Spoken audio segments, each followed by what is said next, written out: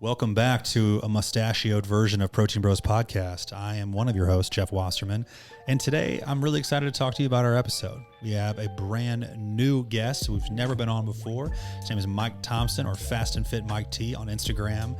He's a total baller when it comes to all things endurance. He's been a marathon runner. He has been a triathlete. He was a college soccer player at Michigan State, played D1. He's an unbelievable person first and an unbelievable athlete second. He's a father, he's a husband, and he's an awesome, awesome guy to have in our community, and we're so proud to have him on here. He's going to talk to you guys about how to get into the sport of running, what you need to do as far as how to check your breath. What did you need to do to buy shoes? I had to ask him specifically about my own feet because mine are flat as bear paws. If you guys have not already, please like, please follow, please subscribe, and make sure you're sharing the podcast. We do this 100% for free. It actually costs us a lot of money to put on this podcast, but we do it as a service to our community. We support and champion local fitness. If you guys are into fitness, if you are into supporting a local community, we would really much appreciate you go ahead and hit the subscribe button or follow us on any of our social platforms. Without further ado, let's get you into the episode and let us know what you guys think in the comments. Here is Mike Thompson. What was the first mile time that you heard as a kid doing the presidential fitness test, right? What did they call it? Wasn't it called the presidential fitness test? Do you remember your first mile time ever? No.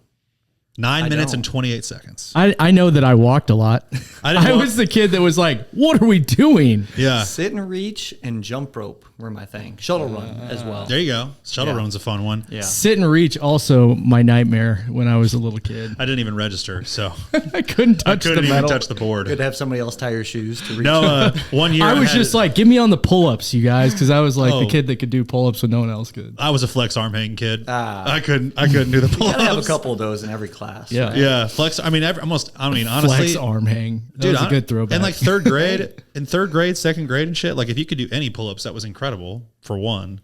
Almost everybody was flex arm hang in our class, at least. I mean, I don't know how you guys were growing them in Wichita, but in St. Charles, Missouri, if you could knock out a real pull-up in second grade, you were amazing. Yeah. That's coming back. The flex arm hang, that longevity, there's a strong correlation between that. I've seen that, yeah. We need to bring up, should we do a flex arm hang as a fun challenge? Just see who's That's what I did with Freddie. Who's going to live longer? Who can do a flex arm hang longer? This?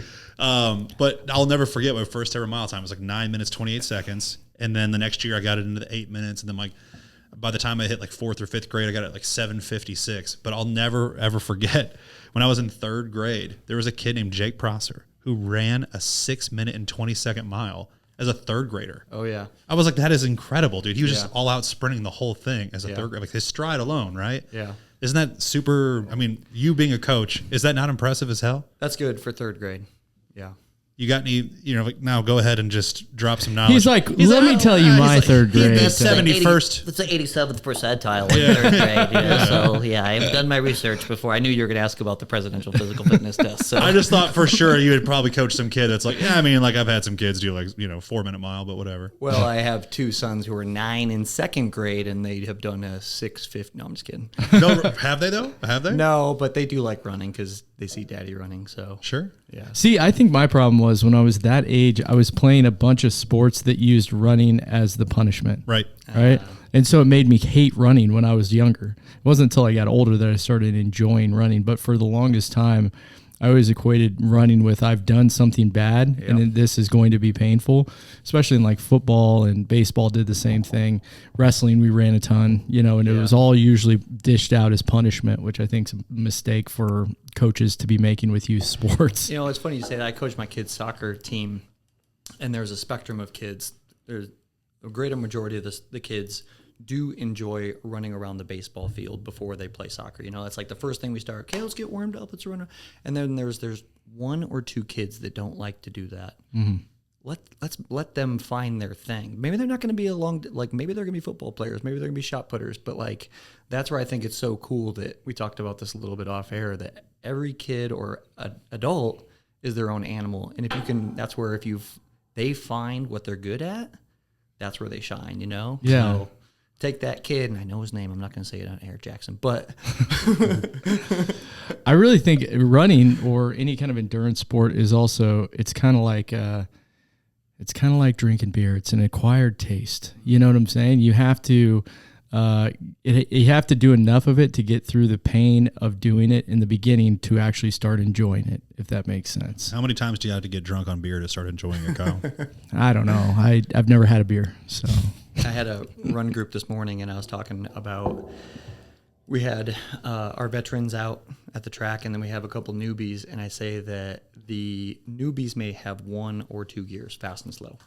Where the more advanced athlete, I got a guy who's just turned 50, and he's looking to go 4:30 in the mile, just turned 50. Woo! So I said, Aaron's probably got 7 different gears. So if I tell Aaron to run an 8K pace, he goes, boop, boop, boop, boop, boop, boop, boop, and he like knows how to get there. Where the beginner only has 1 or 2. So you're right. It Try takes hard or time. don't try hard. It takes time to develop that taste. Yeah. For running or beer. Mm-hmm. Very true. Very true. When it comes to running in the first place, you mentioned you played soccer at Michigan State, correct? Uh-huh. How did you get back into I guess a sporting mindset from going from that to starting to do endurance training? It's a good question. At that time, I was dating a girl who was doing 5Ks, half marathons.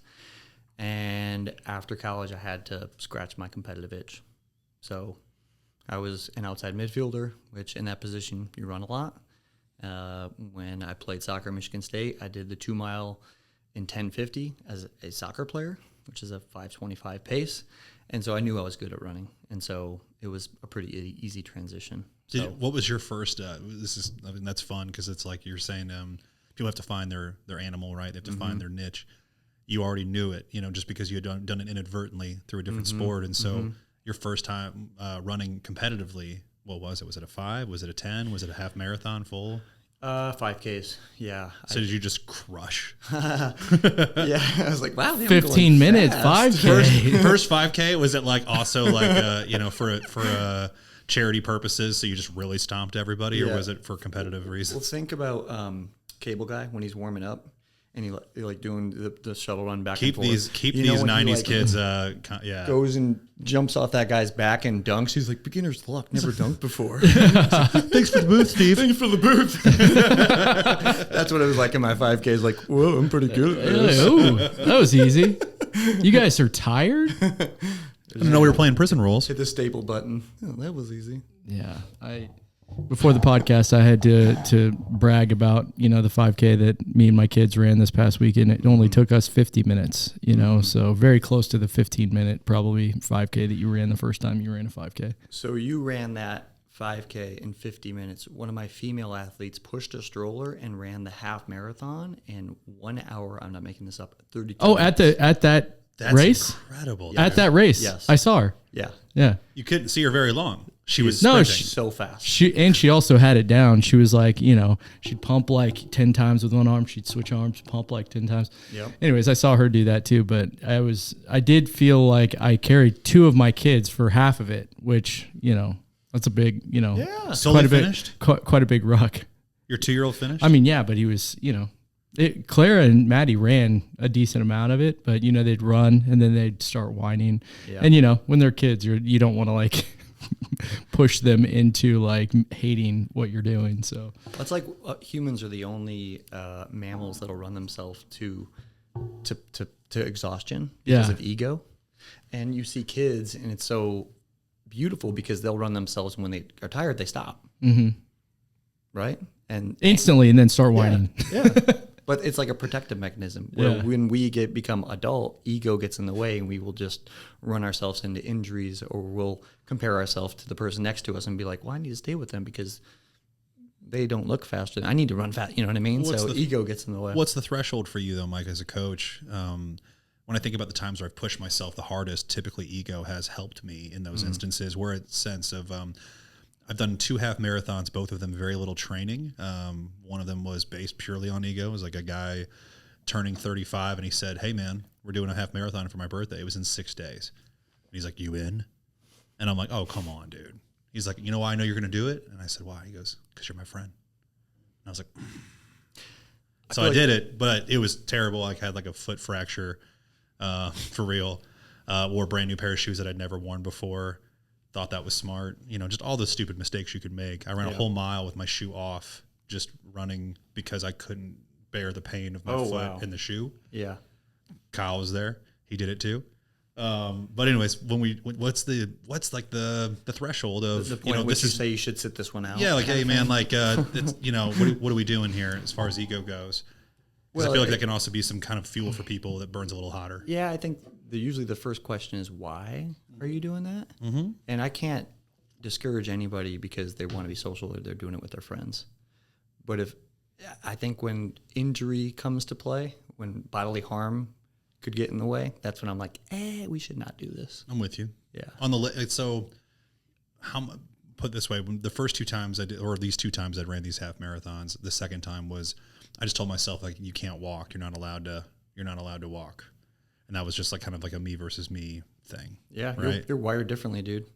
Yeah. Well, I just But didn't, you got it. I didn't walk, but I mean, like, what was that? What would we call the running that we were doing in that? It's like a trot. I mean, like, it was just Jogging. like, yeah, Jogging. everything you can think of. It's not walking, but it was just like barely being able to pick up my freaking feet and putting them back down. Jeff was like, I was trying to run with him the whole time, and you were running at a pace that was more painful than you were running so slow that it was actually painful to run that slow. I was like, Maybe I about have like to 10 go. minutes. I have to go a little bit faster, just a little bit faster. I Because lost him at the 8-mile mark whenever I had to take my shoe off. I was like, I can't, dude. I gotta go.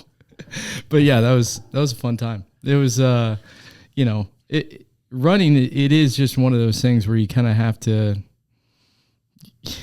depending on what you're specifically looking to do with the running. Like you were saying, you know, when you have somebody come to you and they're wanting to get into running, you would not advise them to go down this path of 6 days and then go run a half marathon. Yeah. It's the fastest way to get you. But to it is running, like right? running is one of those social things where you can rope a lot of people into doing it, and it's challenging, and everybody can do it. Yeah.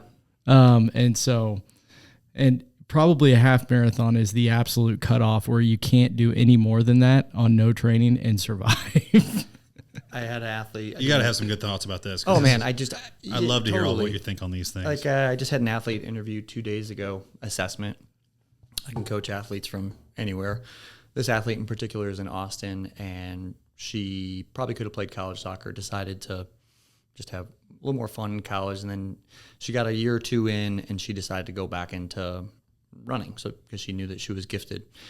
Got out of college, and her boyfriend was going to do a marathon, and so I think that she ran 40 miles like the week before and ran an 18-miler just to make sure she could do it. Yeah. The week before. Wow. This is before I'm coaching her, you know. Wow. So Wait, she's wait, telling just to me be clear, this. that's a terrible idea to do 18 miles before. a Well, he marathon. said she was gifted. Yeah. No, but I mean, like from a coaching perspective, Yeah, that's a little long. That's a big load. Correct. Okay. Yeah, a marathon is 26.2 miles. 18 miles is a bit aggressive. And so what would happen is she would carry some fatigue into that race. Overtraining, But basically. she's like, well, I got to test it out. And so that would not be advised in my training program. But how'd she finish up? She did great. Yeah, she did like a 3:25. She's elite. So She's elite. Yeah. Doing New York this year. My first half marathon, 2.5 hours. What do you like about running, and what do you like about coaching running? Holy, that's a heavy question, man. What do I like about running? I think running gives us so many things. And we were talking a little bit about COVID and just like emotions during COVID and how it's important to be really social and mental health. And I don't think I realized how important running was to my mental health until that time. So I think that I was inside all morning today, getting outside just to go to my car. I felt better. So like some of it's just getting outside and getting fresh air and having sun in my eyeballs. Like that's good for my health, good for my mental health. But then it also scratches my competitive itch. Like I'm crazy competitive, and I'm competitive with my peers, competitive with people my age, trying not to be as competitive with my old self, you know, almost 42 now. So that's hard. Getting harder and harder to not be competitive with my 28-year-old self. I struggle with that as well. You know, so, yeah. But here's the thing, this is just playing devil's advocate.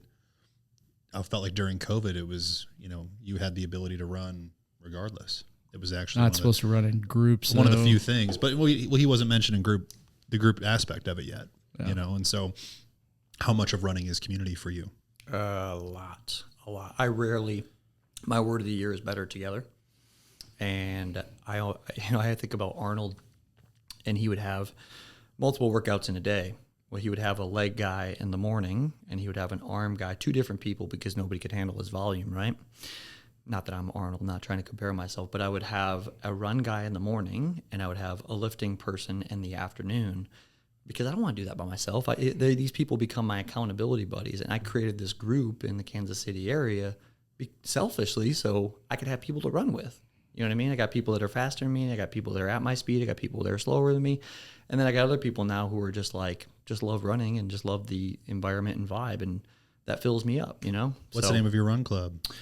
We call ourselves Run Club Fun Club. Fancy, right? I love that. Yeah. It's like Sunday Fun Day. The Run Club Fun Club. Yeah. So we go to some of the local races and throw up a flag and have fun, man. You run. Show us, Thatch, start looking for this. On my personal feed, I've just been seeing the ascension, if you will, of the Kansas Run Club. Mm-hmm. Also very generic name here. Yep. But there. it's seemingly growing quite a bit. Holy cow. Right? And Hundreds of people. Cool. How cool. Yeah. I mean, like, all these people getting together. I mean, look at this. Look at that middle post, Thatch. Yeah. Here in front of Lululemon. Hundreds of also, people. kudos to Lululemon for bringing people together here. Those are my friends, Joey, Jacob, Mary. Yeah, we love Mary. Yep. We know Mary. Mm-hmm. But man, how cool, right? And it's like they take people from all shapes, all sizes, all ages, And getting people outside. It's like a no drop policy. Like anybody can come. You know, people are running with their dogs. People are running with their strollers. It's a pretty young squad, but like they get there and they're like, you should, like, people are laughing, people are high-fiving, they're playing a boom box. Just good vibe, good energy, you know?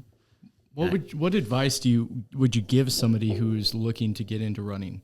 And why do you think that there is such a barrier to entry? Sorry, I don't know what that is. What are you doing? I don't know what it is. This thing holds.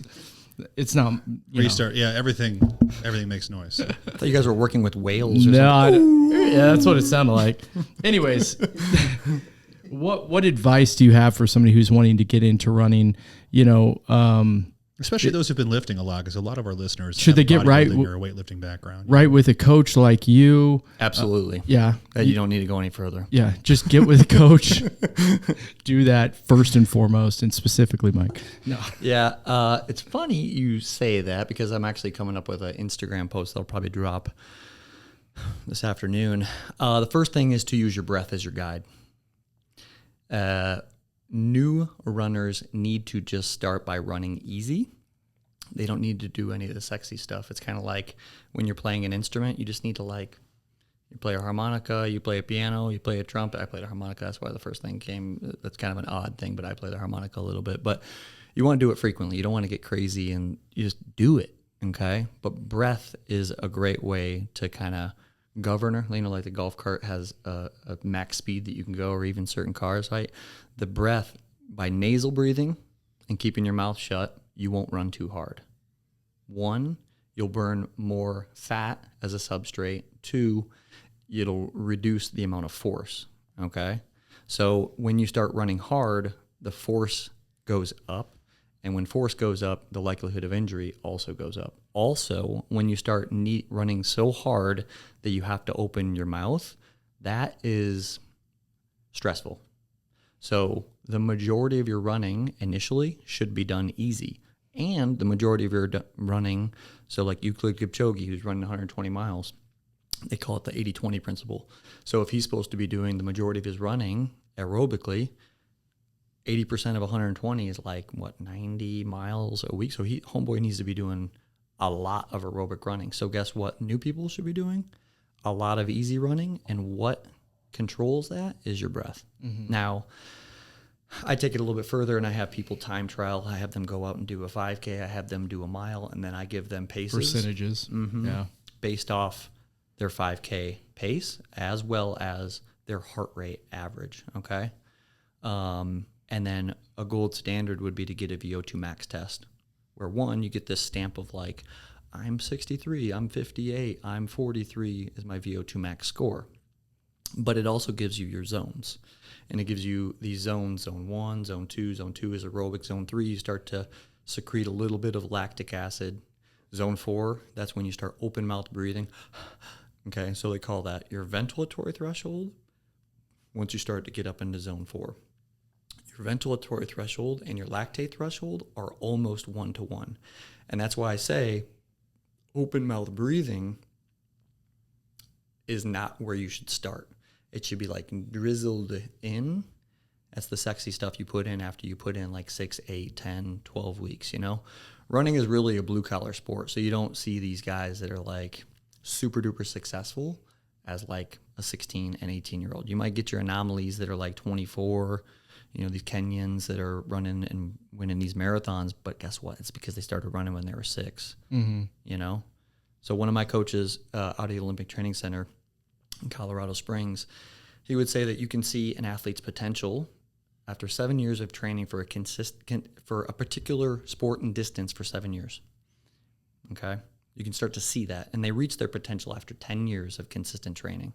So I think of these athletes that kind of like, oh, I'm going to do triathlon. This is like me now. Like I trained for the mile. I trained for the Leadville 100-mile mountain bike race last year. And then I come back and I trained for the Chicago Marathon, where like in my 20s, I was laser focused on the Olympic distance triathlon.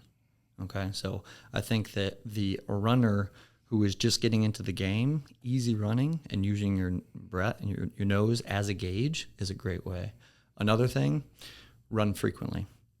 Like I mentioned, running is kind of like playing an instrument. It's a highly skilled sport. Doing it often and frequently is very important. So frequent's a relative phrase. So how frequent? Yeah, so let's say more frequent than you're currently doing. So let's say you run twice a week. You say, Mike, how could I get better? I say, run 4 times a week. But let's say you're running 2 times a week, 30 minutes each. Let's say you keep those, but maybe I'm going to ask you to run 2 more times for 10 minutes after or before a lift. Okay. And that just drizzles in a little bit of running. And is again the pace at which I run, you know, just it's you're saying as long as my mouth is closed and I'm breathing through my nose, that's around the pace you want to stay at. Zone 2 basically is what you're saying, which is anything roughly below 130 beats per minute. Is that right? No. Where is it at? I know the technical is you're supposed to test it on. You can't throw out a number like that. Like my aerobic. Let's say like my threshold is completely different. Like my zone 2 could be, I mean, I'm 260 pounds. My zone 2 could be 110, dude. So there's an equation called the Maffetone method, right? So 180 minus your age is what they say is your predicted maximum aerobic heart rate. So let's say I'm just going to call, let's say I'm 40. 180 minus 40 is 140. So your I thought it was 220 minus your age, no? That's your max heart rate. Sure. This is called the Maffetone. Dr. Phil Maffetone came up with this. Okay. And there's a lot of people out there using it. It's very conservative. And yes, it'll ensure that you're in the right zone, except it's really conservative. So for me, somebody who's been training for a long time, my max aerobic heart rate's up in the upper 150s as a 40-year-old. So if I were to use that 180 minus my age, 140, I'm missing out on a lot of potential training that I could be reaping the benefits of. So what do I do with my online athletes is I'll have them do a 5K, and I'll say, we're going to take the last 20 minutes, the average heart rate of the last 20 minutes of your 5K, and we're going to subtract 20 beats from there. So let's say you go out, and if it takes you 30 minutes to do a 5K, I'm either going to have you do a 20-minute time trial, or I'm going to take the last 20 minutes, okay? So let's say the last 20 minutes of your 5K is 170. So we're going to take 20 beats below that. I feel like, like beautiful mind, like I'm like, let me get a little wax window right here that we can like draw on, okay? So if your last 20 minutes is, the average heart rate is 170, you take 20 beats below that, and that's 150. That becomes your max aerobic heart rate, and then you work from 140 to 150. If you haven't been in the game for a long time or at all, you take 25 beats below that. So now instead of 150, I'd be at 145. Correct. So 135 to 145. And what happens when and that's considered zone 2? Yes.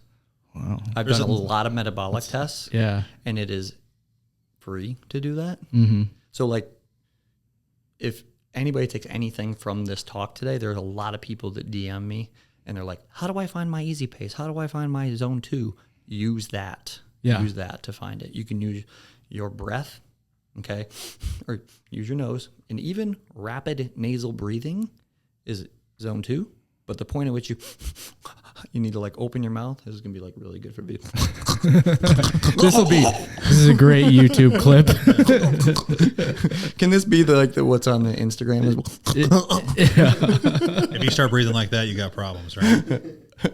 I think the way that you described it, and that's why you're a good coach, is the first thing you said is just the nasal breathing, because all the numbers and what we just, if you're a first time runner, that's going to be the type of thing that can make you feel like, what am I doing? It'll protect you. Yeah. Is what it does. It quite literally protects you from. What's crazy is lactic acid for people who are just getting into the game. They're going to be like, oh, I'm going to throw up. Okay. For more elite and advanced athletes, it's a fuel. Mm-hmm. Isn't that crazy? So it's a protective mechanism for untrained individuals. There's a really cool book out called Endure, written by Alex Hutchinson. And there's a lot of like brain training concepts. And so that is one of them. Another one is, brain training. Are you talking about like the mental toughness to get through? Mental toughness, how cues, our brain controls how hard we can push, like, our muscles stop creating so much force the hotter the temperature. So the greater our core temperature, the brain says, whoa, I need to protect you. I'm going to stop creating so much force. Like your muscles cannot contract at as high of a rate, okay, or with as much force. In the book, they talk about a woman who had part of her short-term memory, like she had, like, I don't remember if it was a brain surgery, but I think I accidentally removed part of it, and I'm making a little bit making this up. Okay, I'm like accidentally remove part of her brain for the purpose of the story. For the purpose of the story, she had part of her short-term memory brain removed, and she became this elite ultra athlete because she'd be running along and she'd forget how far she'd run, and so our brain protects us from knowing, oh, geez, I just ran 20 miles. I need to slow down, or I'm going to run 120 miles. I need to conserve myself. So she didn't remember how long she'd been running, so she could continue putting out a high level of force and a high pace. It's incredible. Crazy. There's another crazy one more. There was a study done by rugby athletes, and they would get flashed a frown face, and they were riding bikes, okay, and they were doing a perceived effort test, and they would flash a frown face. These individuals who got flashed a frown face had a greater perceived effort than the individuals that got flashed a smiley face. And so my athletes, you were talking about like what I do with my athletes, a lot of times, it's the X's and O's, and you get them these paces and you get them to run these miles, but it's also making sure their head is in the right spot going into these races, because I don't coach pros. Like I coach people to have kids, I coach people to have jobs, and like if I can talk to them or get their head in the right spot. Euclid Kipchoge, who was once the world record holder in the marathon, he said that when things get tough and things get hard, he smiles. And it lowered his perceived effort. Isn't that cool? I'm sure it actually lowers his heart rate too, doesn't it? There's really good research that like smiling. Another thing they talk about in this book, I can't stop talking about this book. It's called Endure. Individuals who are blind, born blind, they will strike a power pose when they're excited.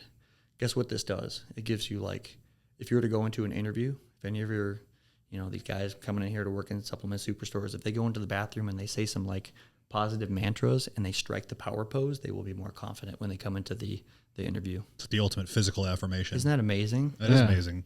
I've never even heard that before. Love that stuff, man. Yeah. People who have never seen the power pose done, they Still strike do it. They strike it in elated. I'm ready to do it right now. I'm more powerful. Yeah. Dragon Ball Z. I feel like a better host already. We got a ton of I feel like we have a ton of listeners that are excited about the trend that has been very heavy, in fitness lately, which is a hybrid athlete, someone who, has been lifting a whole lot their whole lives and all of a sudden valuing cardiovascular endurance. Have you been seeing that trend, in your own business, in your own practice so far? Absolutely. Yeah. I got a whole library of, I call them high rocks workouts. But the high rocks workout is very specific to a High Rocks event, right? This running event with peppered in strength feats. And how long have these High Rocks events been around? Can you give our listeners just a little brief backstory on those? Yes. I don't know for sure, but probably 5 years. So it's running intermixed with these physical feats like rowing, pushing a sled, pulling a sled, farmer's carry. And we were doing these from like walls. event to event. We're going from place to place to do these events, these physical acts, if you will. Yeah, it's all in one spot. So you'll do the activity, and then you'll go out and you'll run around the perimeter of the event. And so I've done it 3 times. I did it in Chicago. I got an athlete doing it in Anaheim this weekend. I got a bunch of athletes doing it in New York. So this hybrid athlete is literally some athletes who are training for these High Rocks events, but it's also these athletes that want to, you guys know this, like look good, hold some body composition, look like they're ready to go to the beach, but also be able to run long. Mm-hmm. So, which, the High Rocks, it's attracting a lot of different people from a lot of different sports, which I think is really cool. You'll see high level CrossFitters going in to do it, but then you also see endurance athletes coming to do it. Who's more natural, Kyle? Do you notice, like, as far as, because CrossFit immediately comes to mind for someone who's going to jump into a High Rocks event? Are the high level CrossFit athletes just crushing at High Rocks, or is it more of the endurance athletes who are crushing at High Rocks because they only had to get a little strong versus somebody who had to get really good at endurance? Well, the best High Rocks athlete in the world, Hunter, what's his name? Hunter McIntyre. Mm-hmm. Actually got a special invite to the CrossFit Games a couple of years ago, and he didn't qualify into the actual into the CrossFit Games. But he just spanks CrossFit athletes in High Rocks. So it is kind of a specialized deal. Because you got to be, I would just say that, venture to guess, this is all assuming, but CrossFit would just require a shitload more strength than a typical High Rocks athlete would have. Yeah. If you're going to compete at a high level. And also high... 8K of running. Yeah, I was about to say... 5 miles of running. The typical CrossFit athlete, even at the highest level, is not, they're specialized in so many different things. In High Rocks, after every event, you're running a substantial amount. Every event. So it's 800K, you said, right? No, 1K. Yeah, 1K. 8K is the entire run distance. Oh, I was thinking 800 meters, not 800 kilometers. I don't know. Is it close to 800 meters? For the run? Yeah. It's 1K. Or 1K. 1,000 meters. 1,000 meters. Mm-hmm. Yep. So yeah, that's... Which would be roughly what, like 2/3 of a mile for people that are listening at home? Yeah, it's 2.5 laps on a track. There you go. Cool. Mm-hmm. So it's a lot of running, basically. Whole lot. Yeah. So you enjoy those events? I love them. Yeah. Yeah. Thinking about doing another one in November. So I got the Chicago Marathon, my year. You'll be competing in the Chicago Marathon. I will be competing in the Chicago Marathon. Which is in the fall? In the fall, in October. In less than a month, I'm going to be competing in the mile.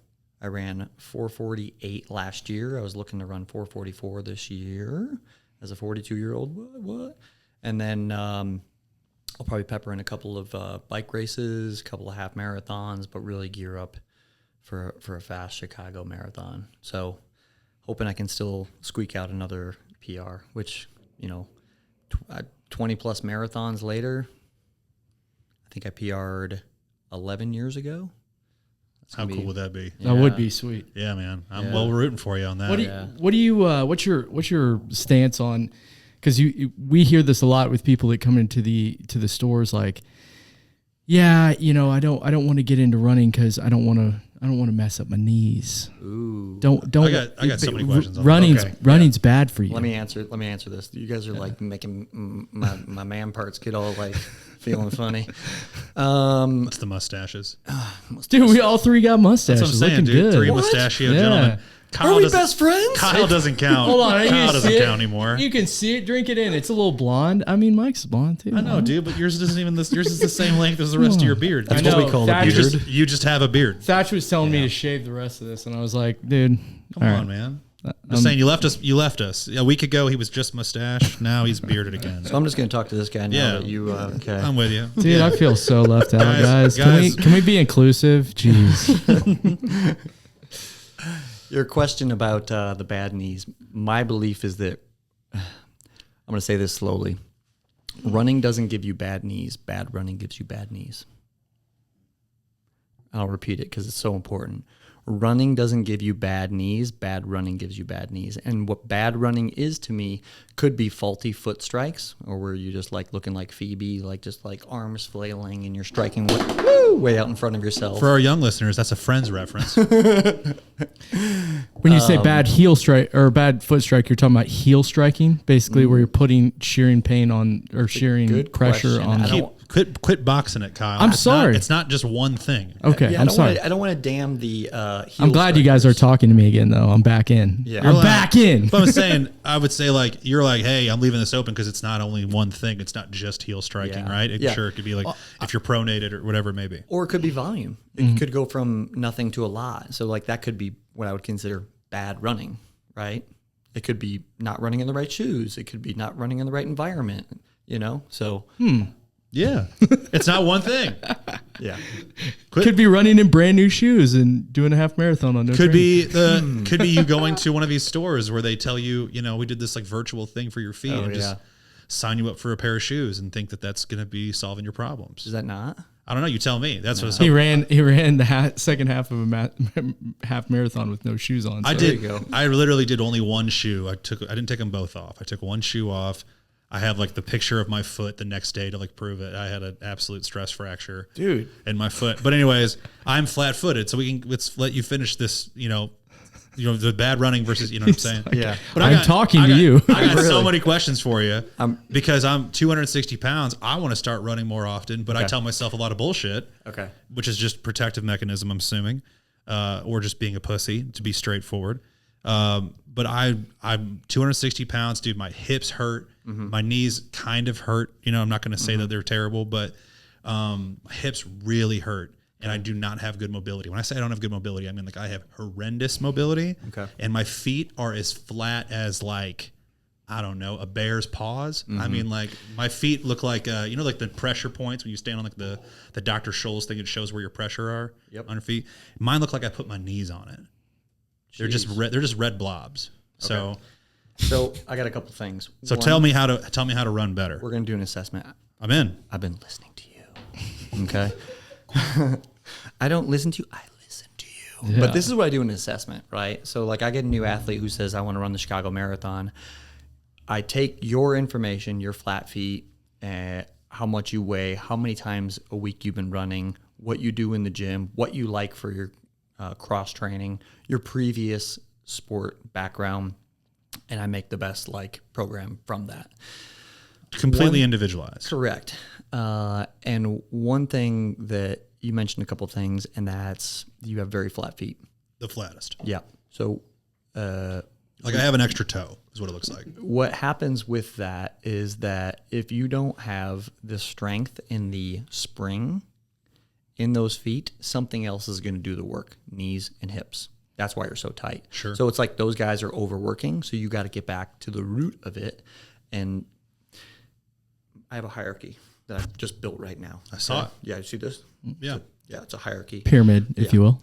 The bottom of that is flexibility and mobility. If you don't have flexible and mobile feet, then you have less.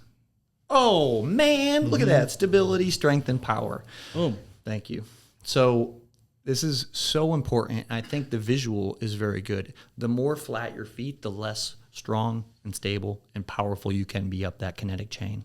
Okay? So you're saying the more flat, the less powerful? Correct. So if you increase your flexibility and mobility, you immediately unlock greater strength. Listen to this. Think of a pitcher who has an inability to externally rotate their arm. They have a limited ability to recruit this much more speed in their fastball. Think of a golfer. They have a tight T-spine, right? That's all golfers are trying to do is get more range of motion so they can build up more speed to hit that. So for a runner who has a foot that's like super locked up and flat, that's your pogo, man. That's like your built-in spring. That's your lever. And so if that does not work well, the built-in pogo doesn't require any more oxygen, okay? The Achilles tendon that should be used when you run, because yours is probably not. You spend a lot of time in contact with the ground, probably, and so you don't reap the stored elastic potential in your Achilles, the pogo. So if you've ever seen the what kind of potential? stored elastic potential. Man, write that down. When I have when you have someone, for example, who has really, really tight, let's say the mobilities now and the hamstrings and the calves, etc., I just like walk around on my toes all the time. So I'm just like running on toes, walking on toes. I basically never touch my heels. He looks run? ridiculous. When I run and when I You're stand, a prancer. Yeah. That's what we call a prancer when they run. Yeah. I mean, this all adds to my confidence. Keep going, guys. This is gonna be your middle name now. I mean, this is great. We ripped on him for a little bit. It's your turn. I'm in. I mean, no, like these are all real issues, and like these are things that I would really like to solve. So, you know, I got something for you. I'm with you, and I feel like this brings a lot of value to the podcast. There's people I'm sure that are listening that have the same kind of similar issues or tell themselves the same bullshit, and it keeps them from making any progress. So I'm ready. So listen, like I know your demographic does a lot of like CrossFit, right? So think of the CrossFitter, the guy that's in, and you're like, dude, how are you not jump roping really well? Like you're spending a lot of time in contact with the ground when you're jumping. Like you're jump roping and you're just like bearing a lot of load, right? You're not coming off the ground real quick. Where you get like a good jumper, they're boop, boop, boop, boop, and it's like, hey, what do you do this weekend? Like, how the hell are you talking, man? Like, a little more springy, if you will. So that's what you want to become, and that comes with like good, supple tissue. There's a guy in Minnesota. But if you just don't have an arch, Mike, does this bear any difference?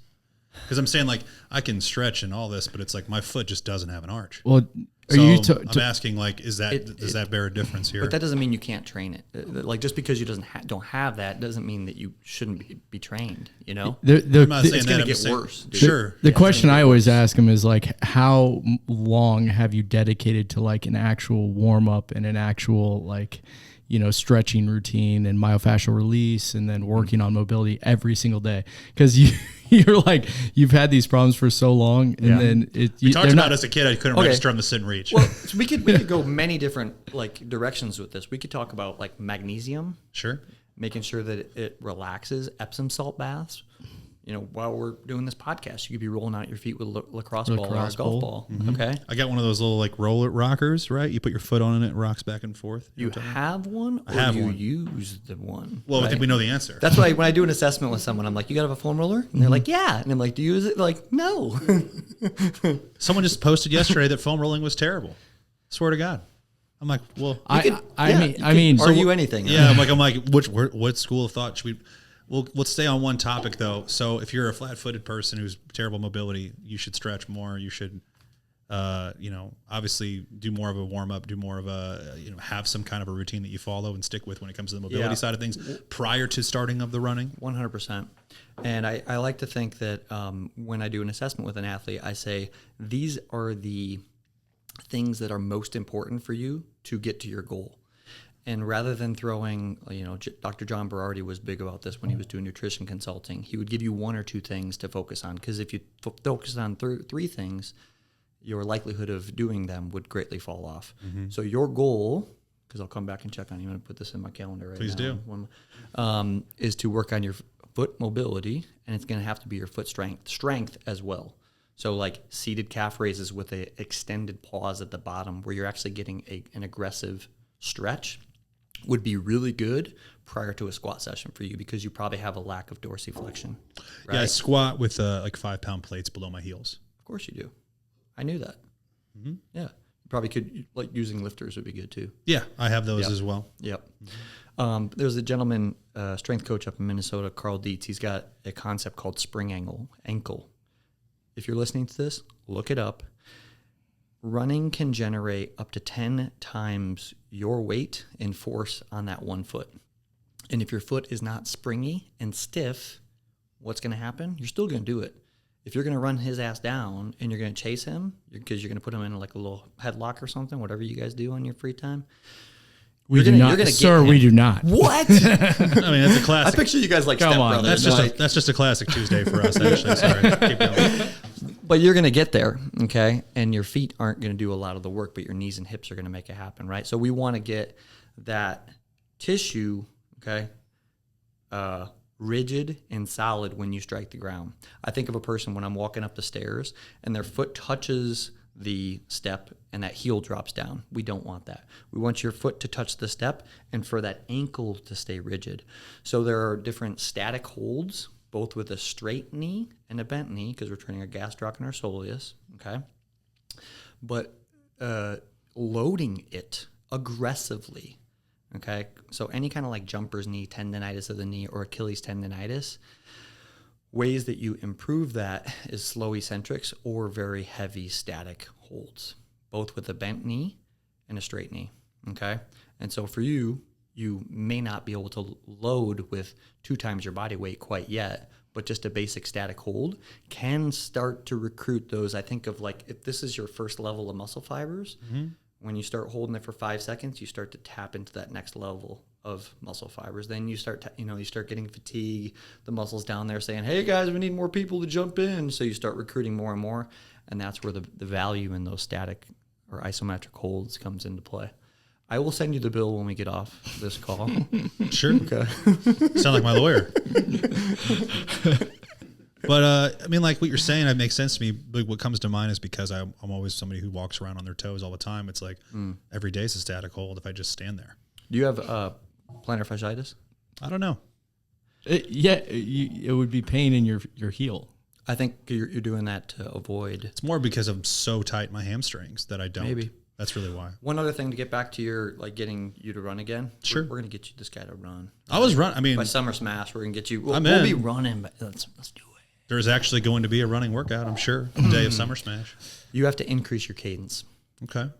And what I like to look at with a runner is to see how much ground contact time, like the person who's a jump roper, we don't want you spending much time in contact with the ground. So I actually have an app in my phone that'll go beep, beep, beep, beep, beep, beep, that I try to get people to strike at.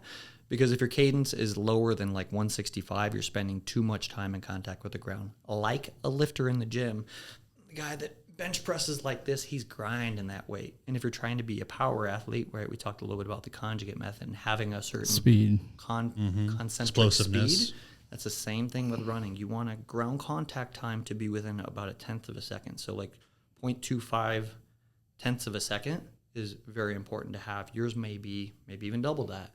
And if you exceed that time, you're not reaping that stored elastic potential to kind of bring things all the way back around, So getting you taking these quick little beep, beep, beep, beep, beep steps will reduce the force into your limbs, okay? Okay. So those are 2 big things.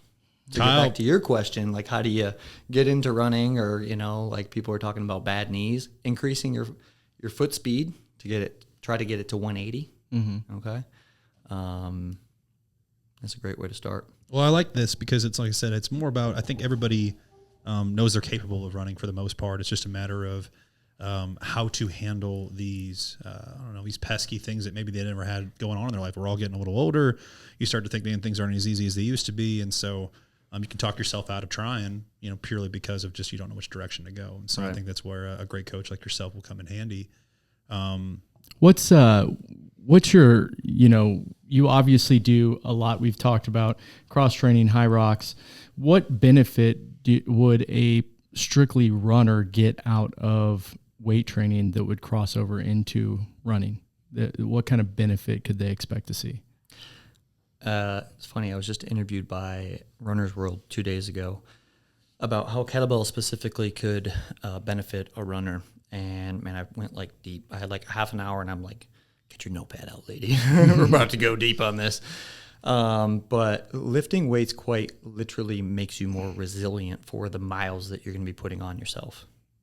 And we were talking a little bit about tendon health. When you do initially slow eccentrics, it changes your tendon. So under a microscope, a tendonitis or like a tendinopathy looks like that. It's all like jumbled, right? And like squiggly lines and stuff like that. And so when you have beautiful looking tendons, they align like that. And so by doing, like I think about like a slow eccentric deadlift, it helps prevent those things like a upper hamstring tendonitis, right? Also, when you get into full range of motion, like a split squat, back foot elevated Bulgarian split squat, it helps increase the range of motion of those hips. So I think of, maybe you're running like this when you're doing your pace. A split squat helps open those hips up. Yeah. So there's that whole concept. If you don't use it, you lose it. So we have this range of motion that we're given.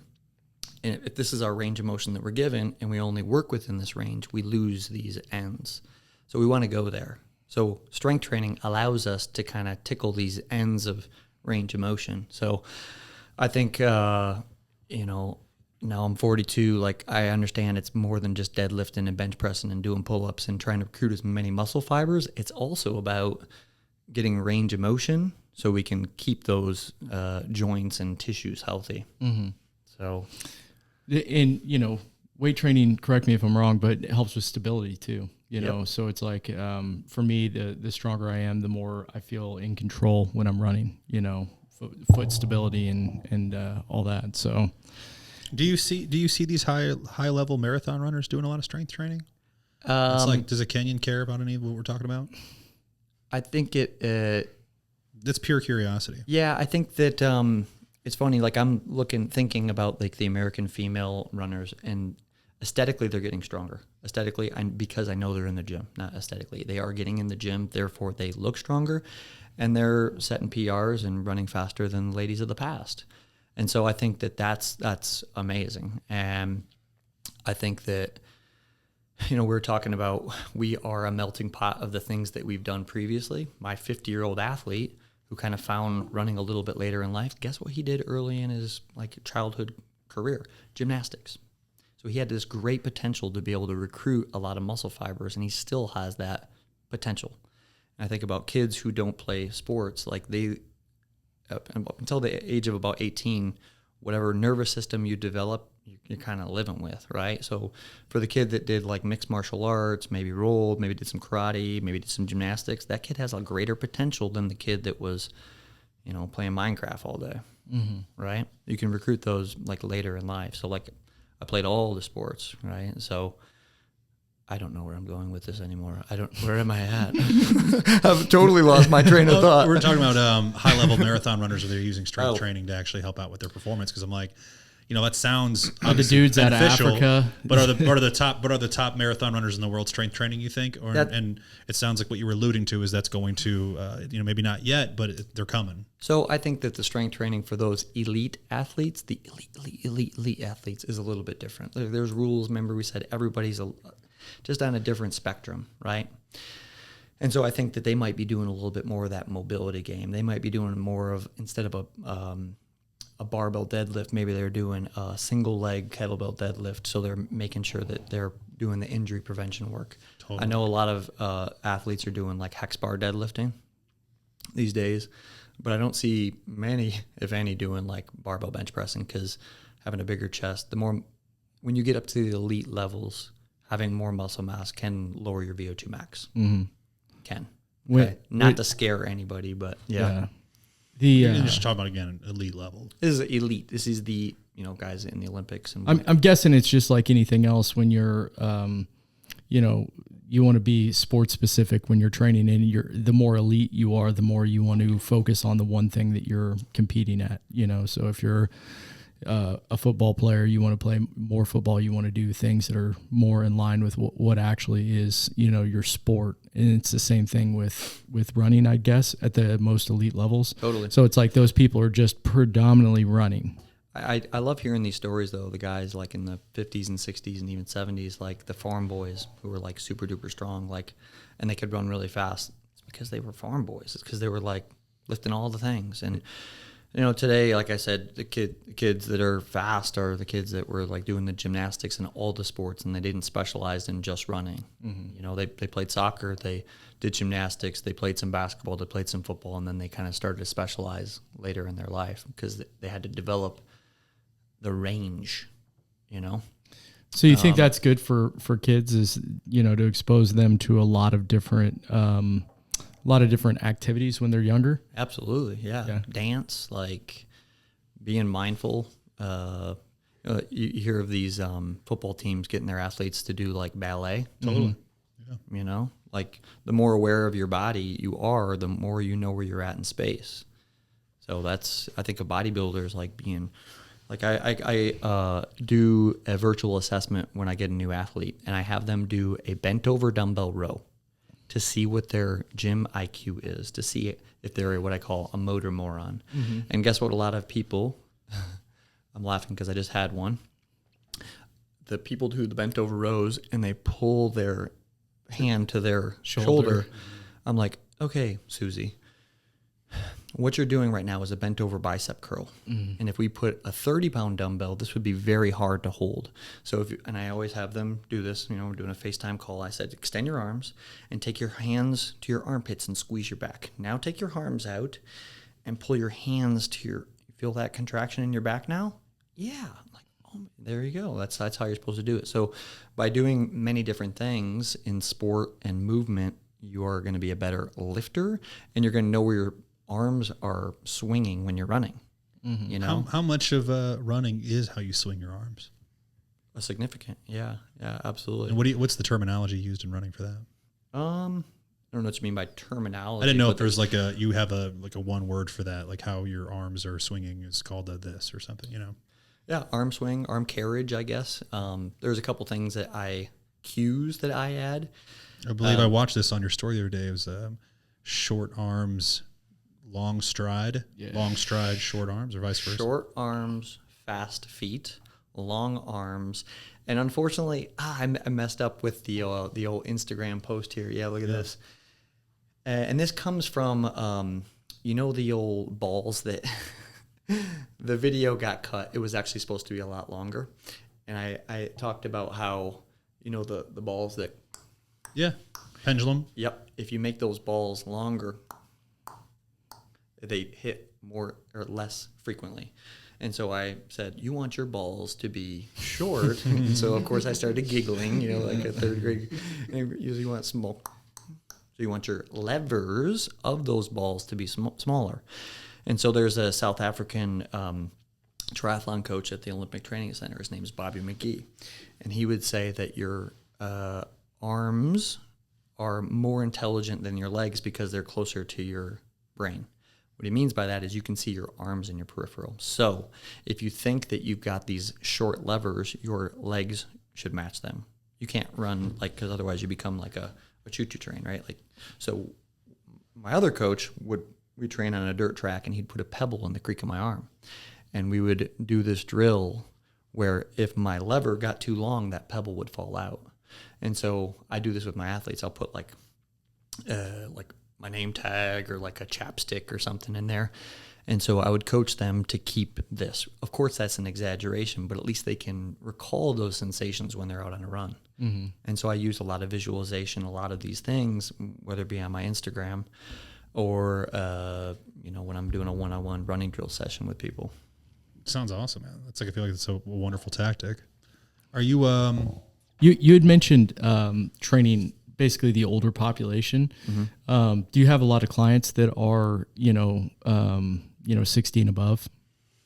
I would say my base. I wouldn't say a lot. Mm-hmm. I probably have 5 or 6 that are above that age. Yeah, I'd be interested to hear your take, because obviously, at that point, people are looking to increase, their health span. They're trying to this topic. Basically, not have the last, 20, 30 years of their life be compromised significantly through injury and whatnot. And I was wondering what your opinion was on splitting them between, cardiovascular work versus strength training work, whether you adjust that as somebody gets older or whether or not it just stays the same. So what's your opinion on that? The more muscle mass you have, the greater your longevity. Mm-hmm. Also, the greater your VO2 max, the greater likelihood you have to live, right?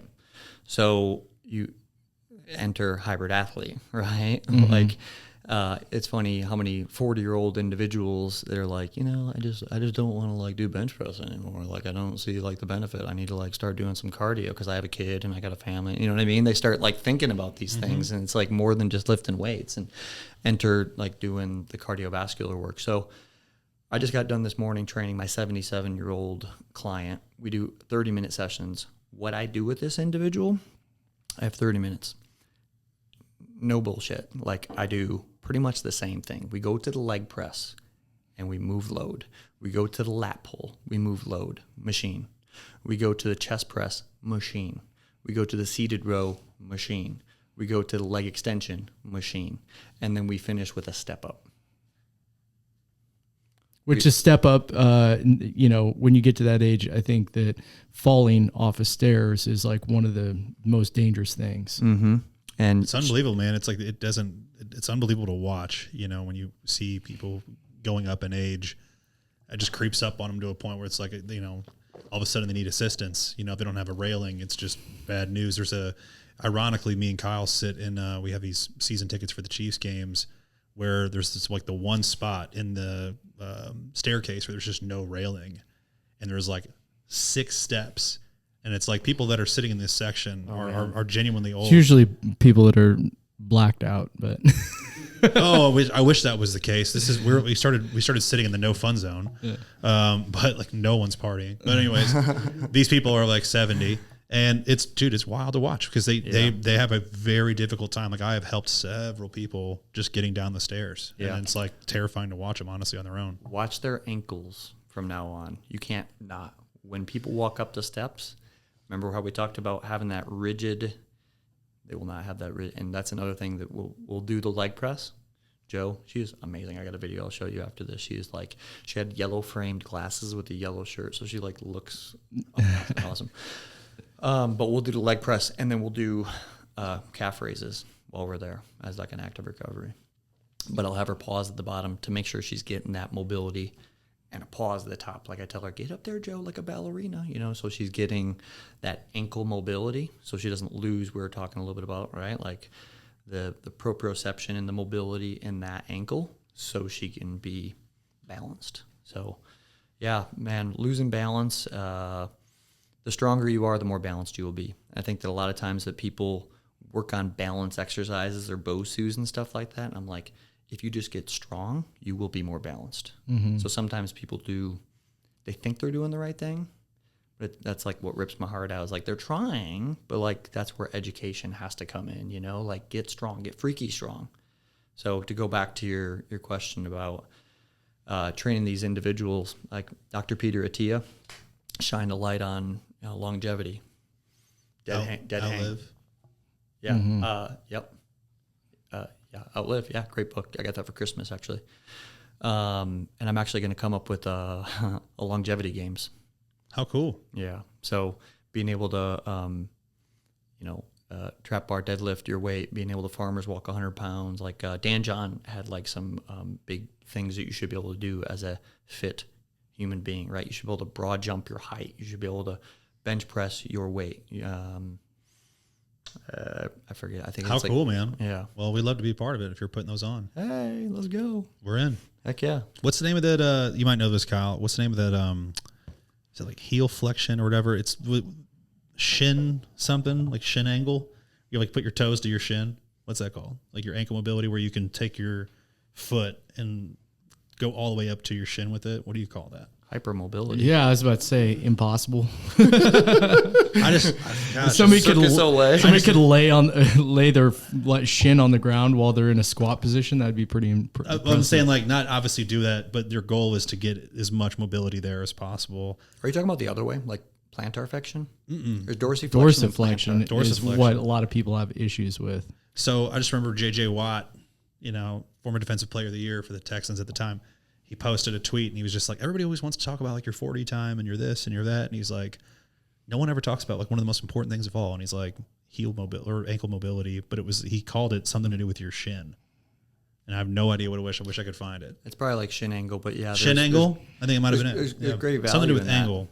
That. But to get back to what we were talking about with you, like the greater, like if we were to put your foot and if this is your leg, the greater that can go forward, the less you have to wear that lifter, the less you have to put that 5-pound plate underneath your heel, right? And the greater stiffness you have in that whole ankle complex. So what he's talking about, it's like one of those people, like you got to like, somebody will say something, you're like, oh, okay, that's cool. And then you come back and you're like, oh my God, that's what he was talking about. Like, that's brilliant. Like there's so many layers to that you might not, the first time you hear it, you're like, but you sit on it and you're like, oh my God, he was on to something. Is that a vocab term for real though? Shin angle? I think that's what it said. It was something word. I feel like the word angle. I mean, I had very bad ankle mobility. I competed in powerlifting for a long time. Shin angle. Yeah. And my lack of ankle mobility caused me to have issues with my knees caving in, and also, hip mobility issues because I was overcompensating. And as soon as I started focusing on ankle mobility, which is still not, where I would love for it to be, which you watch like an Olympic weightlifter and you're like, man, I'm so jealous. So jealous of some of those that ankle mobility. And they've got bands on their ankle. So what they're doing is they're increasing the range of motion in that subtalar joint. Okay. He actually needs to take his shoes off though. What's his caption? What does it say, Thatch? He says, ankle mobility and the ability to create shin angle. Extremely important, but often undertrained. Mm-hmm. Boom. Because correct me if I'm wrong, but the band is actually used to push down a bone that is in the front of your foot. And if you have a shoe on like that, it's probably not as effective. I was always told you need to do that in It's to socks. pull your tibia. It creates a traction, so the tibia slides. So it's called your subtalar joint. Mm-hmm. And so the tibia should slide back. And what happens oftentimes, it gets locked up. And so that kind of coaxes it back a little bit. It's like guiding that tibia back. Mm-hmm. Which for me, when I do that exercise and I'm releasing it and then pushing forward, you can actually feel that process happen. You can feel your ankle get more mobility every time you kind of push through with that. You ever see those individuals in like third world countries and they don't have seats or toilets and they get down and they got really good ankle mobility, don't they? Mm-hmm. No knee pain. Wild. Right? But they spend a lot of time down in that deep squat position. So spend time in that, like, we're all like looking to do these stand-up desks, but take it to the opposite end of the spectrum. Get down in that deep squat position, push your knees out, open up your groin area, get your adductors loose, kind of rock into one side. That's a great way also to open that up. But like your first 30 seconds, you'll be super uncomfortable. Mm-hmm. Your upper back will round. You'll start to be like, but hold on to something so you can keep your posture, keep your chest up, but hang out there. Like I remember Charles Poliquin would say, it can take 10 minutes of stretching aggressively to get some movement, right? And then, these people these days are doing a lot of stretching with load. So like the Jefferson curl with the kettlebell where you're like stretching everything, right? So putting dumbbells on your knees and pushing it. So he's also putting his chest on his knee to get even more range of motion out of that. So you're onto something there. I'm on it. All right. Yeah. Well, I'm excited for my programming after this. Oh, let's go. We're doing it. Dude, we've talked a lot about, running in general, but I just want to talk a little bit more about the community aspect. You've been in Kansas City now for 4 years. Is that correct? 4 years, yeah. What drove you to pick Kansas City as far as to raise a family? I know you had mentioned, having young boys and being married in, Chicago for, almost 2 decades. Yeah. Tired of the Bears. Love the Chiefs. My brother lives in Chicago, and I always tell him how it sucks there. You should move here, but yeah. I grew up in Michigan, graduated from Michigan State, played soccer there, transitioned to Chicago in 2005, and then 2018, am I remembering that right now? 18? Oh, gosh, my numbers are all mixed up. But we moved once we had our boys and to move closer to my wife's family. Gotcha. Okay, a little bit of help here. Yep. Understandable. Yep. So being here, how does the running community kind of vary? Like, tell me the differences as far as culture goes, just living here versus living in Chicago. It's strong. Like you think of, I think of Chicago as like a big city, and like Kansas City, no hate on Kansas City, love it now, it's home, but it's like a B. It's like not quite like a LA, Miami, New York, Certainly not, but it's like a B, right? But it's just as strong, if not stronger. Like, I always think of like Field of Dreams, if you build it, they will come. And Facebook always hits you with like 8 years ago, you were doing this in Chicago. I was doing the same thing in Chicago. Now I'm doing it here, built that community, and better together is my word this year. And it's coming back, man. It's coming back strong. We call it a phrase because I feel like that's 2 words. Oh my God. Is it your phrase of the year? Better together? Yeah. I guess so. Oh my gosh. Thank you. 2 words of the year? Correct. All right. Thank you. I every piece of smartass in me said nothing the first time you did it. In my head, I'm looking at you. I'm like, I was like, I can't do it. Dude, it's like, my word. Mother. I can't. I can't hold back one more time. I'm just a really bad speller. Isn't that not a one word? Listen, that's just one word. Just run them together. My best Billy Madison. It's actually a hashtag. It's all one word if it's a hashtag. Are you going to the mall later? That's funny, man. Keep coming with the 90s comedy. We're all about it. You No, Billy, I'm not going to the mall later. Then you can help me, so you can stay home and help me finish that phrase. Shave my armpit. Oh my gosh. Shave my armpit. That's how she's. Did you watch the Tom Brady roast? Yeah. What'd you think? Well, I watched it and it was funny. And then I think what was really hit me afterwards was what he said about like his kids. Mm-hmm. What did he say for our listeners here? Well, because he got crushed. It was funny. I laughed very loud. It was pretty good. LOL. Yeah. You know? But he was talking about how it could be really hard on the kids, you know? So I think about that now that I've got boys. Like, what are the kids going to be talking, if it was me, to my kids about at school, you know? And it's like, ooh, what did you say, 25 million he got for that? 25 million. I'm like, okay, the kids could get roasted at school. Here's- I'm good. The problem, You guys are all right. Like, the problem with that is like he's already a public figure. Yeah. Like the things being said about him are already out there, and kids are kids. You know, they already have the ammo that they need to throw shade at Tom Brady. I'm sure that made it a lot easier because, dear God, I the watched an jujitsu interview- stuff with his ex-wife. I was like, yeah. this is brutal. 7 days a week? You saw, he's 11. like, he's like 8 karate classes a day. I watched an interview with Nikki Glazer, who had, I think, the best roast, and everybody kind of like, said that during the roast. It was just like, oh my God, her set was perfection. Yeah. But she had such a good, candid interview with Pat McAfee of all people. Did you see that? And so she said, there was some you don't go there stuff. Right. Mm-hmm. And it was like, she's like, I literally knew nothing about football. Like, she's like, I meant what I said. Like, Taylor Swift gave me permission. Like, I just started watching. And and so she's like, I knew nothing. And so all I knew is that he always kissed his kids and kissed Robert Kraft on the mouth. And so she's like, I was going to go in on him kissing his boys on the mouth. And she was like, I purposely didn't go down that route because those kids didn't deserve that. And those kids don't need that. They're not asking for it. So let's keep it about Tom. Yeah.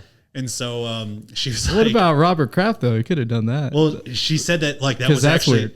So there was a good leading. Yeah. They were talking about, obviously, there was that time where Tom Brady jumps up on the mic and he's like, hey, like, cool it on Robert Kraft stuff, because he was talking about the massages, right? Oh yeah. And you didn't hear a whole lot more about Robert Kraft after that, right?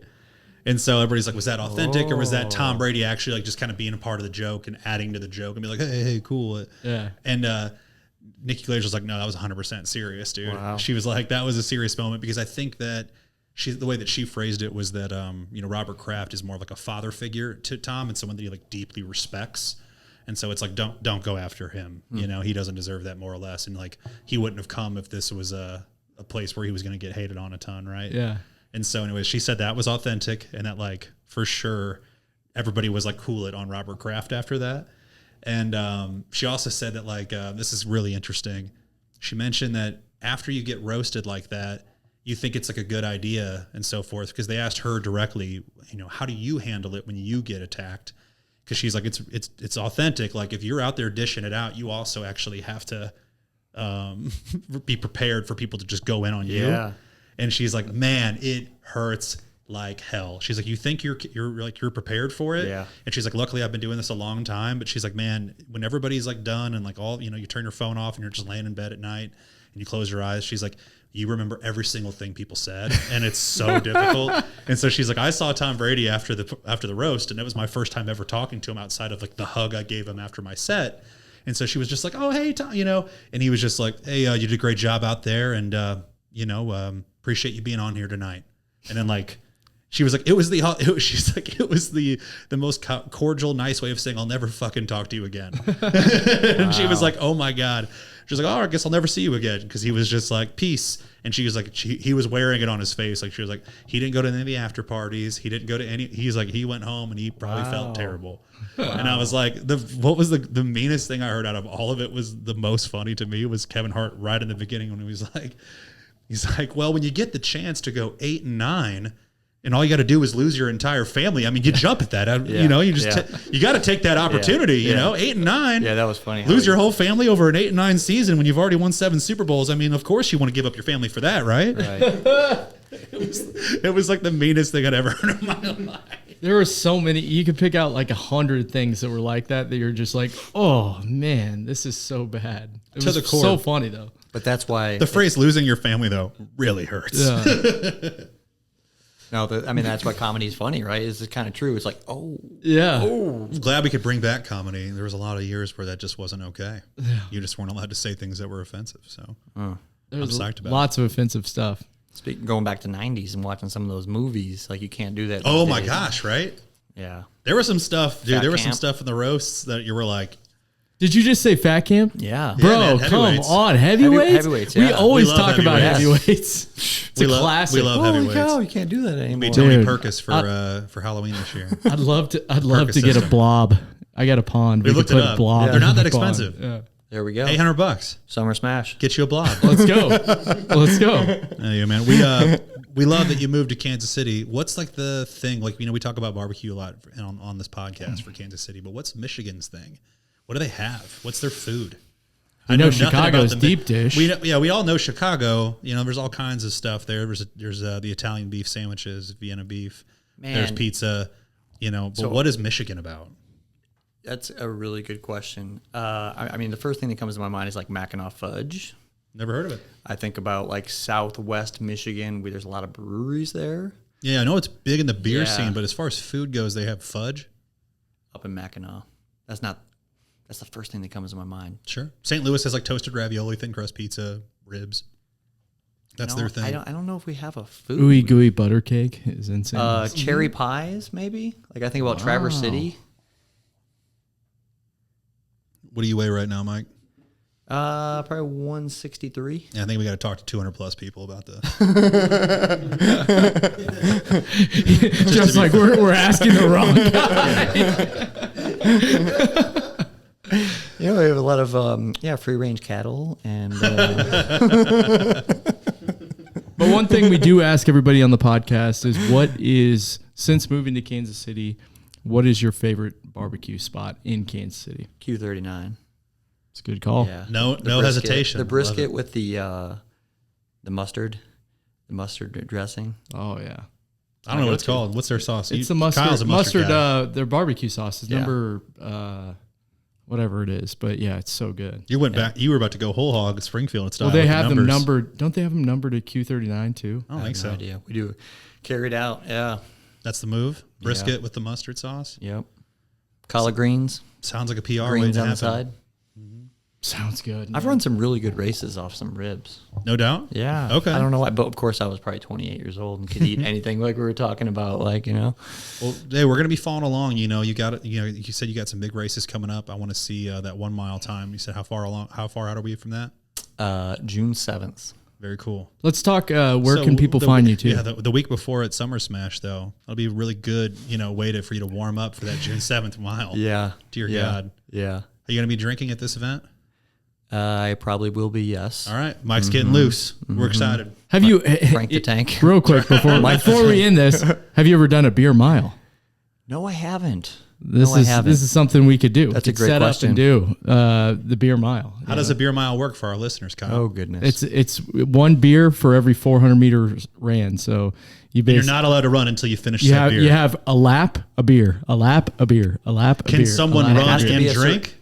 No. Can have you to run do it and within drink? a certain you have to do it within a certain, like, you can pick it up at one spot and you can drink it, but once you get, I think If you're it's like a drinking, you 10 can't be moving. Is that you the can rule? be, but I think it's I like think a you have to be 10-yard moving. or 15-yard Yeah. walking. It's basically you got to chug it. One of my friends Yeah. in Chicago had the world record for a little bit. No He kidding. could drink a beer, chug it in like 7 seconds. And then he also probably was running like a 4:30. 4:30 mile. Yeah. If they were in pints, probably be even easier. But out of a can, it's really tough. And the alcohol content has to be above a certain amount as well. Okay, if we're pulling out the rules, and it's going to be stringent. I think we're in. I mean, I think that's the move. All I know is I'd beat Freddie Ford in that. I know it would. Was that also the same year that we had Connor just throw up out the side of the car? I mean, that wasn't a beer mile. Or was that Trevor? Oh, that was just heavily drinking the night before. And then running a ton the next day. And running a ton the next day. I don't think you can throw up during the beer mile either. I think you're disqualified. Oh, yeah, you're disqualified if you throw up. Yeah. So that's a big thing, too. So you have to just keep it in your mouth. There's the next manager workout right there. If it dude. leaves your mouth, you can throw up and keep it in your mouth. Doesn't count, yeah. It's not throwing up. All right. So where can people Tell people where they can find Mike. Yeah. I'm on Instagram, man. Fast and Fit Mike T. Currently got my IG. No hacked. spaces, no underscore. It's all one word, just like Better Together. Fast and Fit Mike T. Awesome, man. Genuinely appreciate your time. Thank you so much It's for been so coming great to on, meet man. you. We're excited about following along with what you got coming up, and looking forward to my own running career. You're gonna get Jeff to where he can run. There we go. I'm Let's serious. do it. I'll I'm put in. you through a little one-on-one like running drill session. We'll work on it. I'm in. Yeah. All right, man. Appreciate you coming on. Yeah. Thanks, buddy. Thanks, guys.